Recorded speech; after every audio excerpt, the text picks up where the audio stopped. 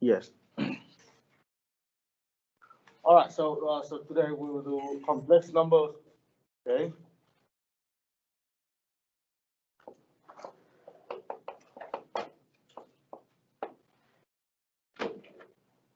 So last time we studied quadratic equations, and general form of quadratic equation is ax squared plus bx plus c equal to 0. And when we start solving this equation, we check the quantity b squared minus 4ac. All right? Excuse me, do you see what I'm writing here? Yeah, I see I it. can You see are, it. Everything is good, right? So, we check this. We know that if this guy is bigger than 0, so we have two solutions. Is that correct? If this guy is equal to 0, only one solution. And if this guy is less than 0, no solution. But the no solution in this case, no real solution. No real solution, right? Right here, no real. Because in this situation, according to the formula of the correct formula, of the formula we have like x12 is equal to negative b plus minus square root of b squared minus 4ac over 2a. So when this value is less than 0, we cannot apply square root to a negative number. Is that correct? So that's why we don't have real solution. Because we are working with real numbers. Okay? So now what happened in that situation? We don't have any real solution. So that means we might need to extend the set of real numbers. Does that make sense? We might extend that, and then we'll see. Maybe we need more.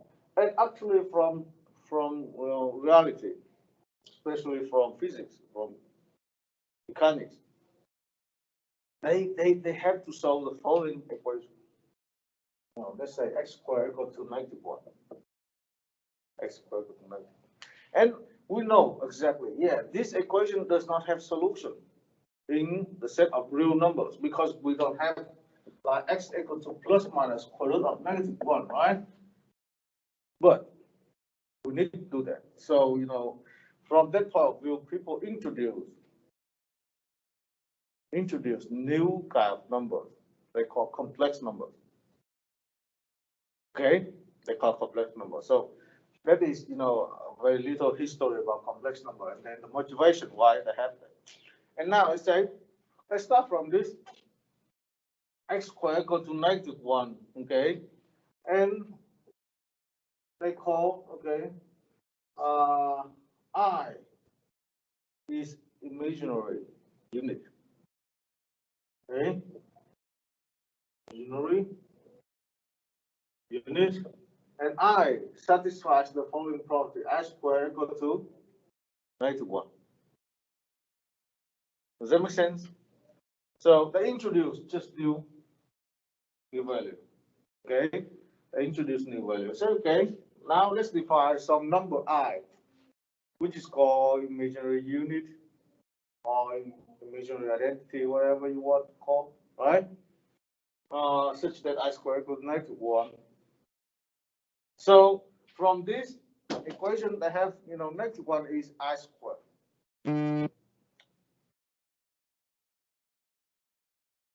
-1 is I squared. So from here, I get x squared equal to I squared. And now I may apply, square root to both sides. Does that make sense? I may apply square root to both sides again, x equal to plus minus I. So, that is, I would say, a very naive introduction of complex numbers. So we need to solve this equation. Yeah, we need to find, some solution. And of course, that is not a real number. So it should be something different to the real numbers, right? So we say imaginary. We introduce the number I such that, I squared equals -1, then we plug I square into this equation, we get x squared equal to I squared, and then we apply, square root to both sides, we get x equal to plus minus I. Does that make sense? Now, look at this. That means in this situation, we may solve the equation, the quadratic equation, and any quadratic equation has solution already, not necessarily real solution. Does that make sense? So in this case, yeah, two solutions. In this case, one solution, one real solution, two real solutions. In this case, two complex solutions. Does that make sense? Because we already know, for example, here, we know how to apply, square root of a negative number using the I. Is that correct? So now, with this introduction, we might say that, any quadratic equation has solution. That's what we need. Is that correct? All right, now let me introduce, general form of complex numbers using the I, and then I'll give you some idea why we have that. Actually, that is very natural.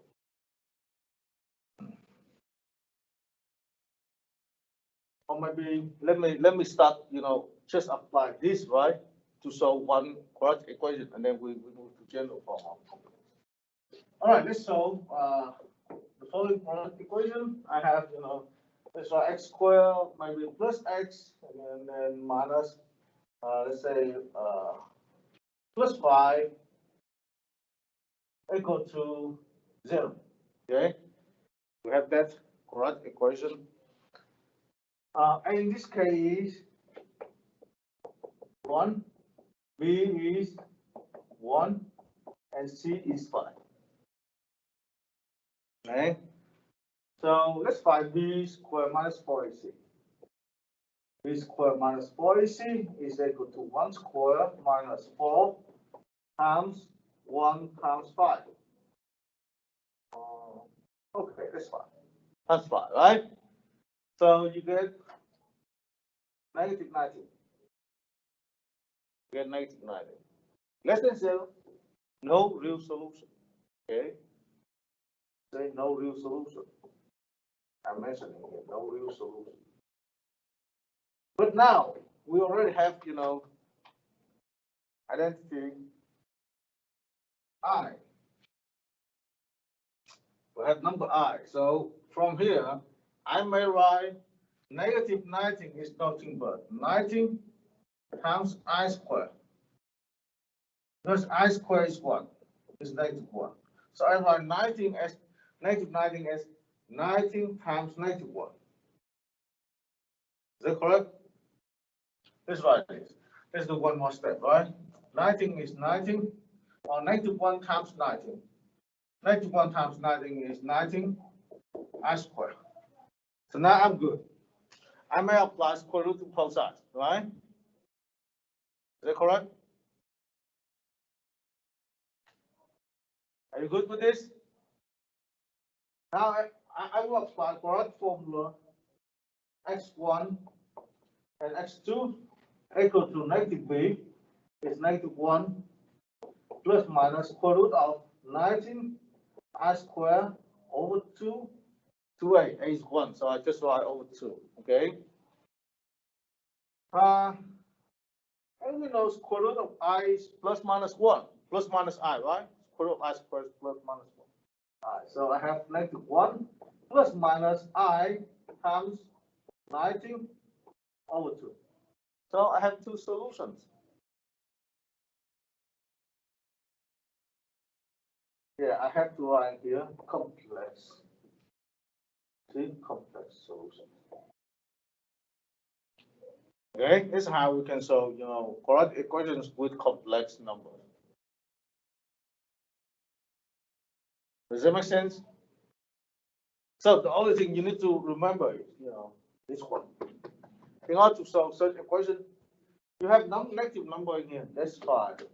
Convert that into this form. Okay, negative. That is negative 1. Negative 1 is I squared. Okay, and then you apply square root. Yes. So with the each problem, how we not do we use that AX plus BX plus C equals 0 for each problem. How do we know what to use the quadratic formula for and what to use the A plus B plus? You have to write the equation in this order. So the coefficient of x squared will be the A. Mm-hmm. Coefficient of x is B. Coefficient, this is just 3. Coefficient is C. Yeah, and then, go ahead to apply the formula. So you apply the formula to each problem, Yes. That is depending on whether it's less than, greater than, or equal to 0. no, it is equal. Mm-hmm. If less than, no, I don't know how. No, I'm sorry. So you're asking about if this value is less than or, yeah, we apply the formula for everything. Because now we know how to deal with negative number already. Right. How to take square root of this using this one. Yeah. Before, last time we don't know because when we have this less than 0, we say no real solution. But now, of course, we still don't have real solution, but we have complex solution. Correct. Does that make sense? We already extend the set of numbers, so we get a larger class of numbers, and now we feel more free with that. Agree? All right. Now with this introduction, let me give you, you have a question? General definition, I would say algebraic definition of complex number. And we discussed, different operations over complex numbers. So here's the definition. Complex number, Z is, A plus BI, where I squared is equal to -1. So we define, any complex number of that form. If you have a number like A plus BI, where I squared equal to -1, so that is your complex number. Okay? Where A and B are real numbers, so I have to mention that. A and B are real. Okay? A and B are real. The A is called, real part. A real part because you don't have the I in here. Does that make sense? The B is imaginary part. It's the coefficient of the I.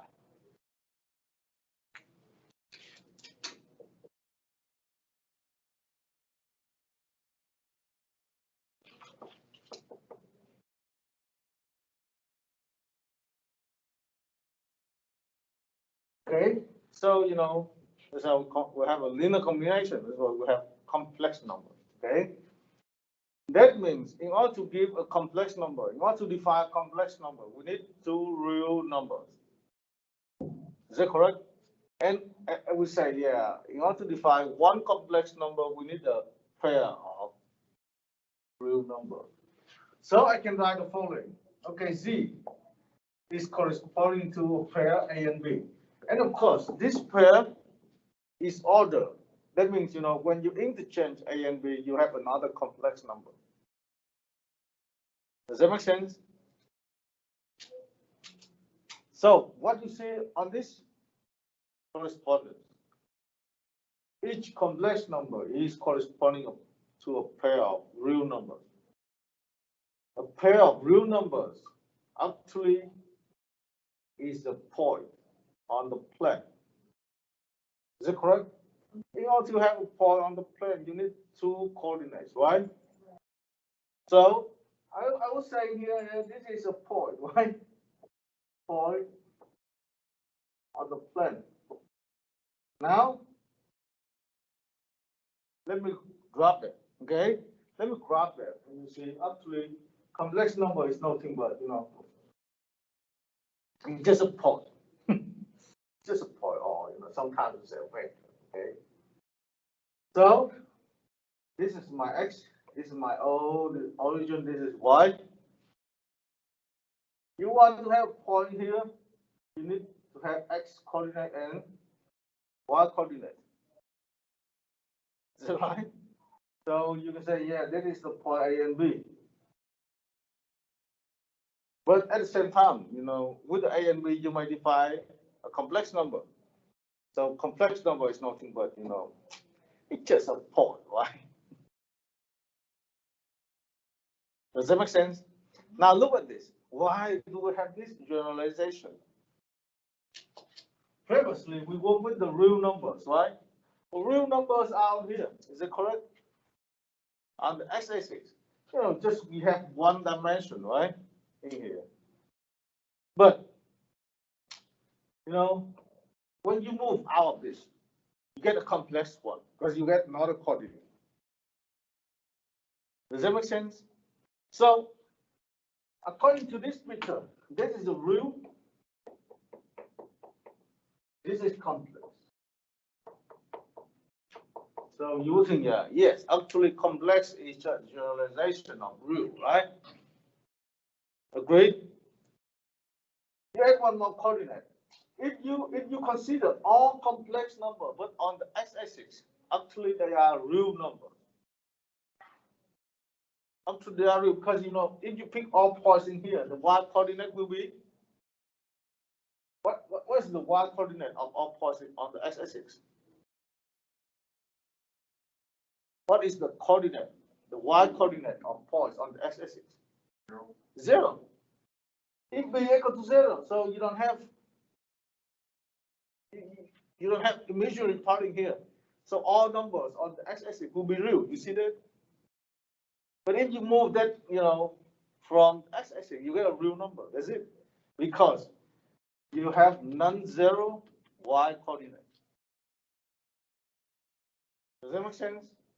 So that's the first, representation of complex numbers.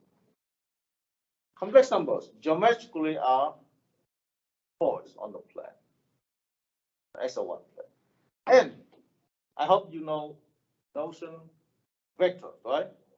What's in vector? If you connect this guy with the origin, you get a vector. Is that correct? You have one for A and B, you connect with the origin, you get a vector, let's say OA, right? O, the origin is the initial point, right? And this guy is terminal point. And this directed like segment, right? Is that correct? So, yeah, complex number is a point at the same time that is just a vector. So, yeah, 3 things in one, you see? You might look at this as a complex number. At the same time, you might look at this as a vector. At the same time, you might look at this just as a point. So that is really important, and that is the basic thing you need to understand, you need to remember, is it? Because we do all operations over this, using all this representation. Any question about this? Is everything clear enough? That's good. Now, let's work on operations, okay? Let's work on operations.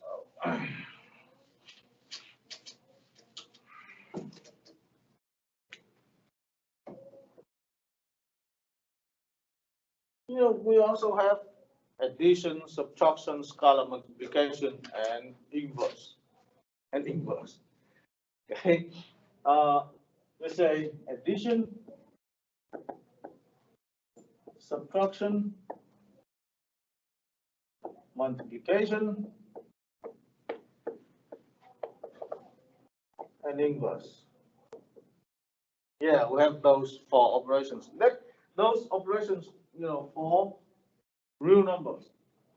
And now we will consider such operations for complex numbers. So I will write this form we call algebraic form. Okay. Let's say addition.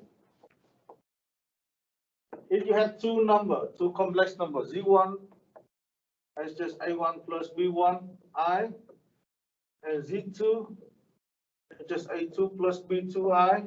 So 1 and 2 are just index. Okay, they are just indexes, so just number. You can find Z1 plus Z2. So you add them, just as usual.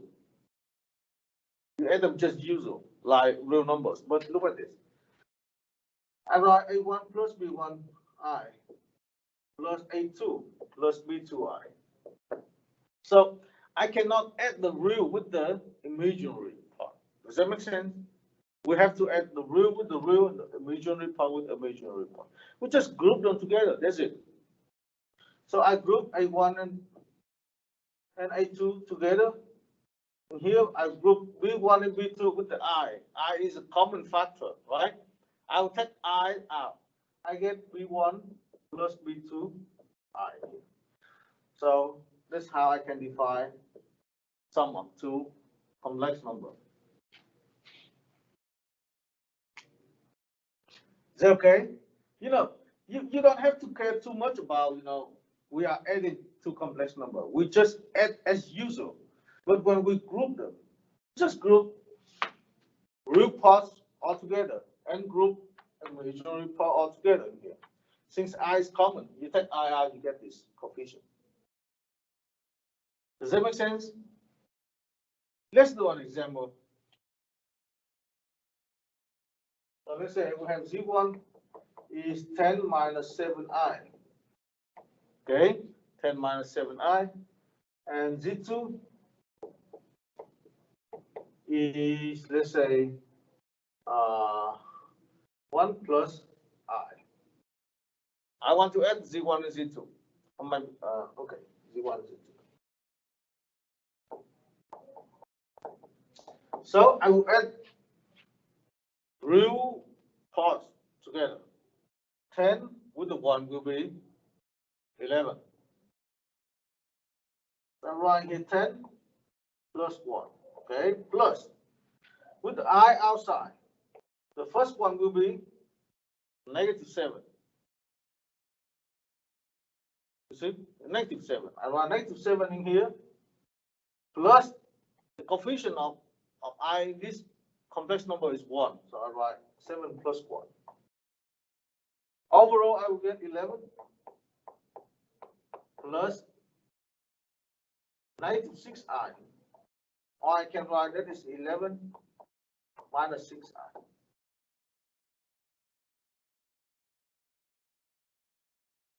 Does that make sense? It's pretty simple. Is that correct?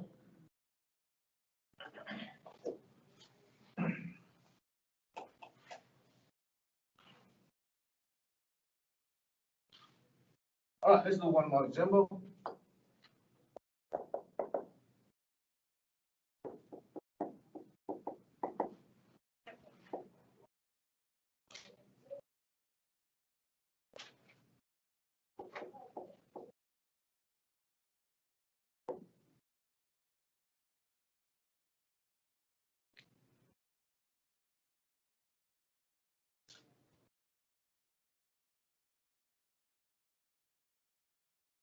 We have 1 plus I, another one is negative 1 plus I.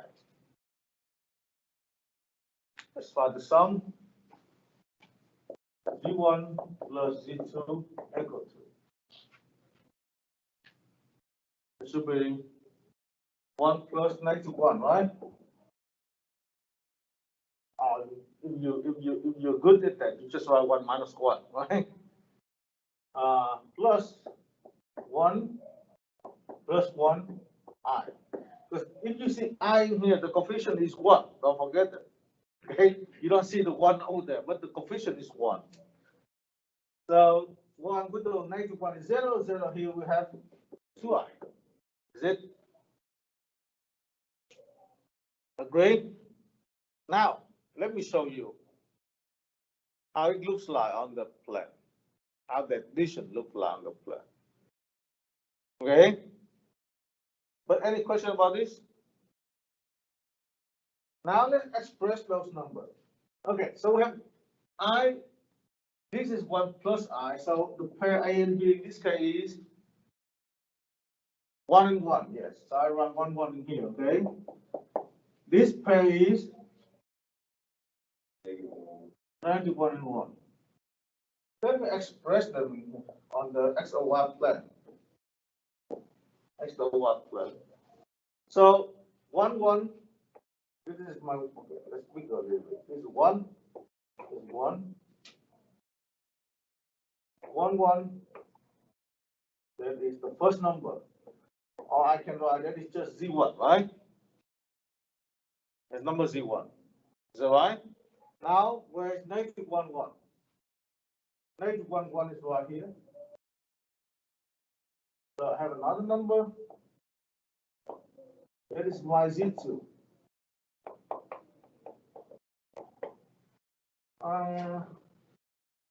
Okay, I erase this because I need space.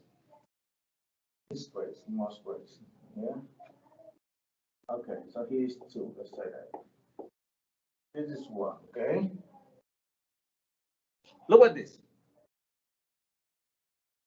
That is your sum. Z1 plus Z2, which is 2i. Is that correct? Because the x coordinate in this case is just, 0. That is 0, 2. Is that right? 2i is corresponding to 0 and 2. Because, the real part is just 0. Does that make sense? Now look at this. If I connect 0, the origin, if I connect the origin with this guy, I get one vector. I connect the origin with this guy, I get another vector. And this is my vector. It turns out that sum of this vector and this vector is this guy. You see that? And who remember what parallelogram law? Do you know that? Parallelogram law. Parallelogram law.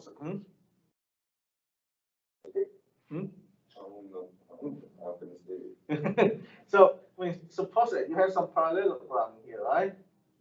Sum of this guy plus sum of this guy equal to the diagonal. Did you know that? Did you? Just tell me, no problem. You don't know. Yeah, that's fine. That's fine. That's how it works. You have parallelogram, right? You add two vectors along two sides in here. The sum will be the diagonal.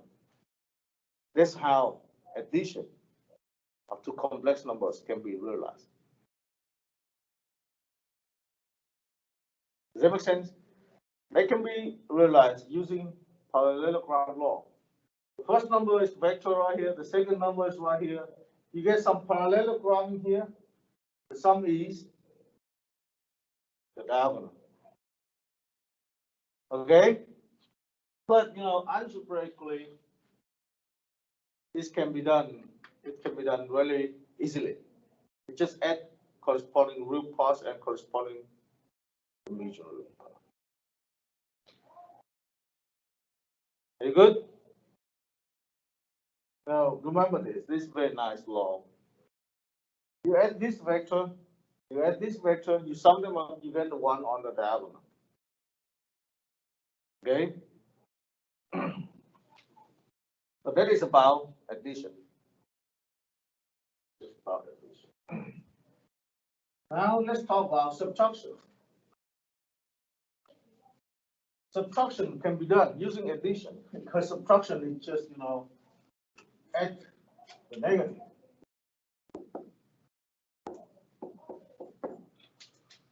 So I may just modify this. Subtraction in here. Z1, Z2, I want to subtract Z1 with the Z2. I subtract corresponding real part, A1 minus B1. And then here, A2. I'm sorry, I have to write like this. Minus A2 plus with parentheses, as usual, right? As usual. So you just take Z1 and subtract this guy. But when you open this parenthesis, you have to be careful with the sign here. So you get A1 minus A2, and then B1I minus B2I, minus plus is minus B2. Does that make sense? So subtraction is just add the negative. Okay, so let's modify this example. We have Z1 and Z2 like that. Is my Z1 minus Z2. I have this subtraction on our here plus, but 10 will be minus 1 in here, right? You take 10, you subtract by 1 in here. Is that correct? And then negative 7 minus 1. Negative 7 minus 1 is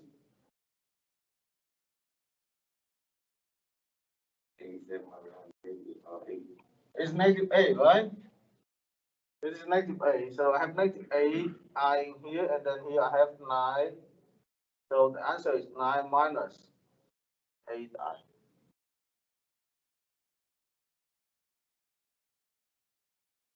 Does that make sense? Can you do this also, please?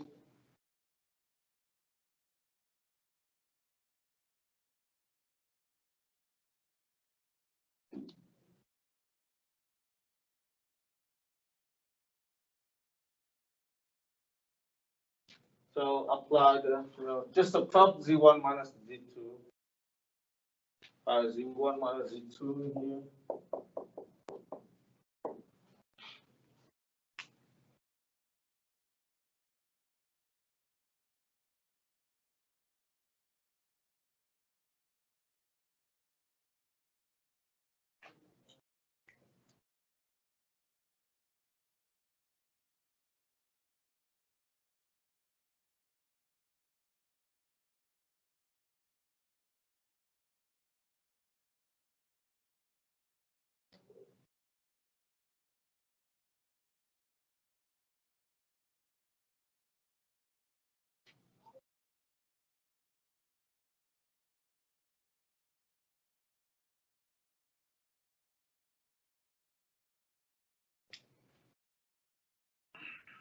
Okay, so let's do that. I have 1 minus negative 1. That is the real part, right? Minus negative 1. Don't forget that. We have to be very careful with the sign, okay? In here, plus 1 minus 1, I. 1 minus 1 is 0. So the imaginary part is 0. I have 2. 2 is a real in this case, but that is, again, that is complex number. Does that make sense? That is complex number, but the imaginary part is just 0. So I would say sometimes it's very funny, like real number is just one number.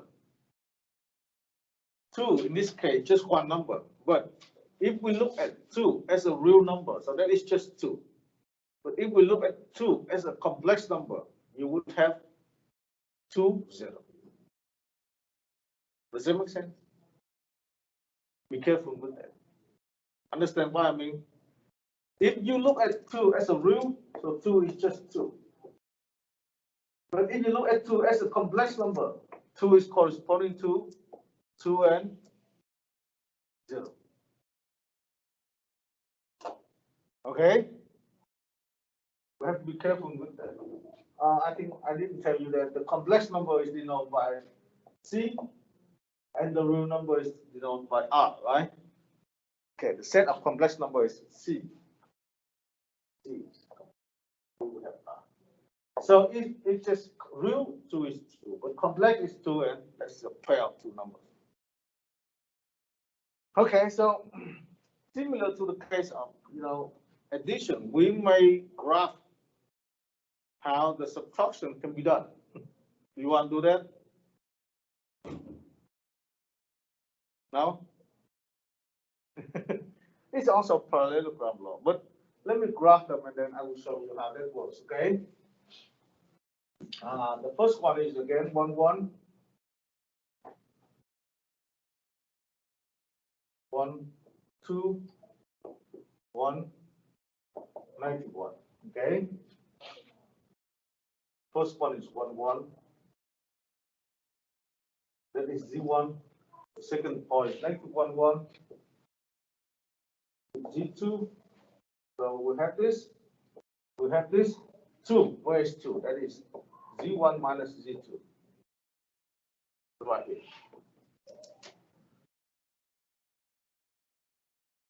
How that works? Okay, look at this. What is negative Z2? What does mean negative Z2?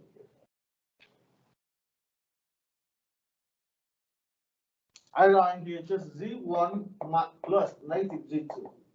Is that correct? Hmm? Yeah, we change the sign, but how to find negative Z2 on this system of coordinates? Opposite one here. Is that correct? Because negative Z2 is the opposite here. Does that make sense? Why? Look at this.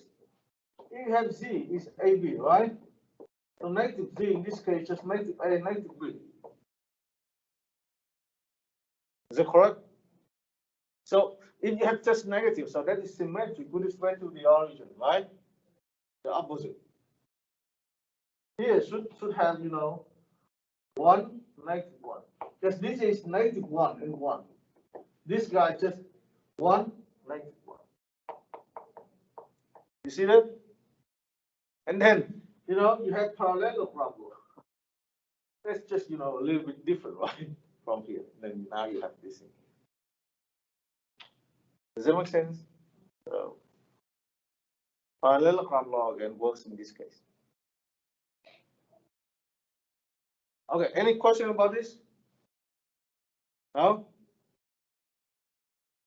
So I think they are pretty simple. Now, let's work with multiplication, and I think we are good for today. Friday, we continue this topic and finish the section. Friday, we have more complicated. But let's work with multiplication, okay?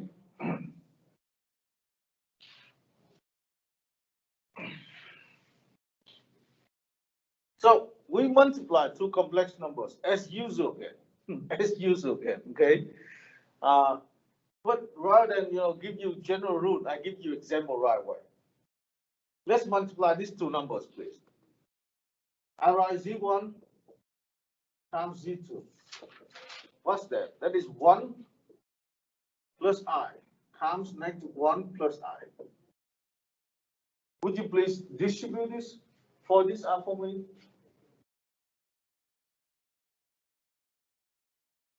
Just using, algebraic operations for real numbers. Just for this out.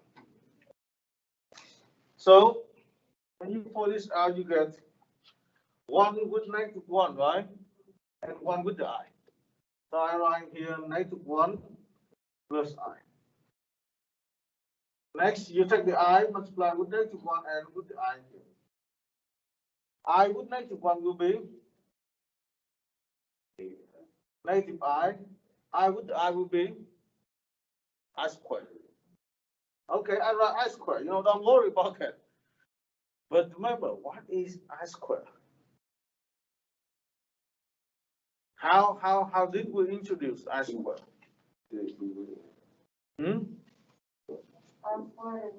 It's negative 1. I squared is negative 1.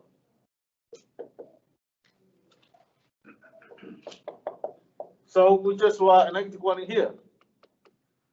I have negative 1, I minus I0, right? I squared is negative 1, so I get negative 2. Done with the multiplication.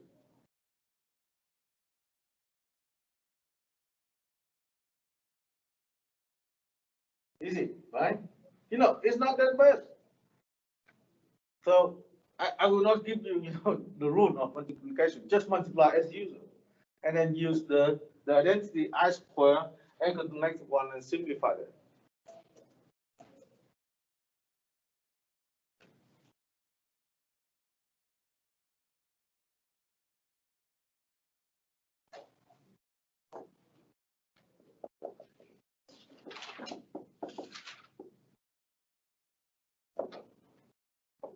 Okay, I can write that right. It's 5. 2 plus 3I times 1 minus I. Do that, please. here, maybe let's write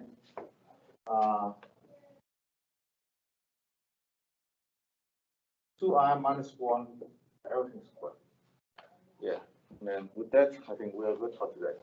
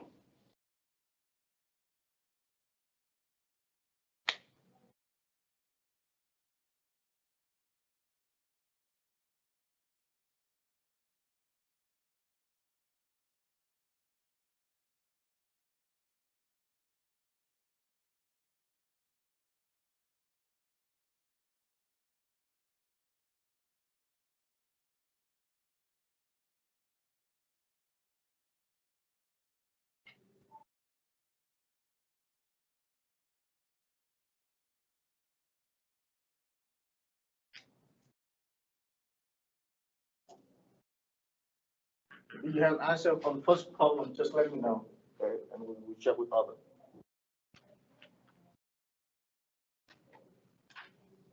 So for this, I have 2 minus 2i, right? And then plus 3i minus 2i squared. Now simplify. 2 minus 5i. 2, wait, minus 5i. Minus 1I.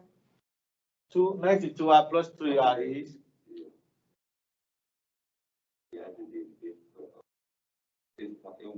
It's just 1i. Just 1i. Plus I. How about this? 3. Negative 3 times negative 1. So negative 3 times negative 1 is? 3. It's 3, right? So I have plus 3 here. Overall, I get 5 plus I.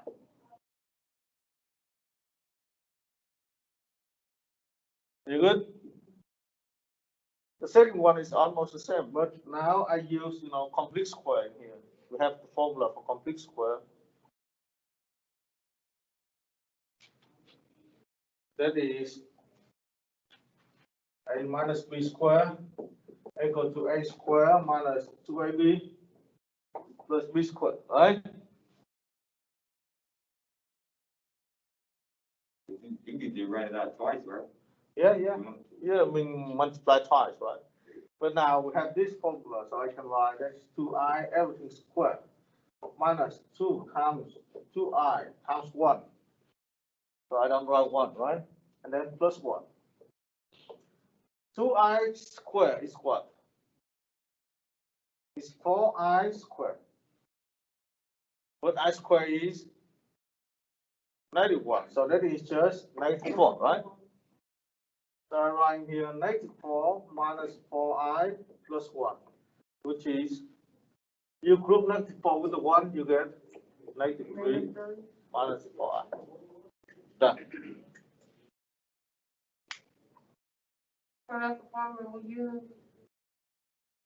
You may use this formula, or you might write that is just, 2i minus 1 times 2i minus 1. All right? All right, so any question for me? So see you on Friday. Okay, on Friday we'll finish the second part of this section. All right, bye-bye.